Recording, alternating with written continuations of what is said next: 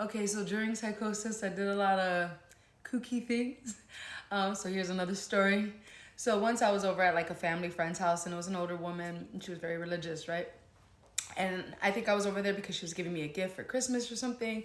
But while I was there, her pastor had came over, and I was like, I have to tell him that God sent me here, and I have to let him know about all these powers that I have, because mind you, I'm in psychosis, right? So I begin explaining to this pastor all my powers and what God is, the gifts God has granted me with. And he's like, no, that's not how it works. So we get into this argument, right? Like it's a heated argument, and eventually the woman had to stop him and be like, just please, can you just leave her alone?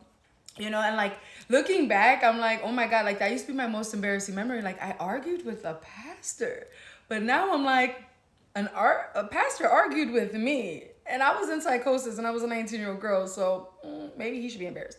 Anyways, so like as the woman is like letting the pastor out, her son comes out of the room, and he's like 17, right? And he's like, hey, Carmen, come to the room. Nothing weird. He just wanted to like smoke, and he didn't want to do it in front of his mom. So he's like smoking, and like he's getting ready to like hand it to me, and then it like clicks. Like he's like, this isn't the Carmen that I know. So he's like, no, you don't need this. And he like dies it out. And I'm telling him, and I know he called me in the room because he could hear that I was arguing with the pastor, and he wanted to make me feel better. He was a real nice kid. So he's like, I'm telling him about, how I was arguing with the pastor and how I was winning.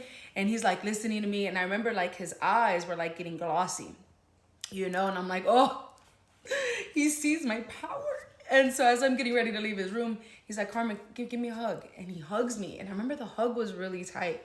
And he's like, I want you to know I love you. And I was like, oh my God, he's hugging me.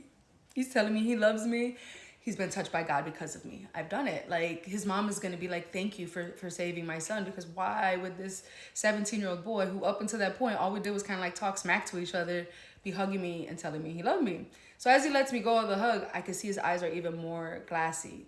And I'm like, oh my God, his eyes are glassy because he feels the power of God. But now I realize, and there was a lot of people who had glassy eyes when they were looking at me while I was in psychosis. At the time, my eyes were completely dilated. So my eyes were black. And I was like, and so the reason their eyes were glassy was because they were like, damn, she's sick.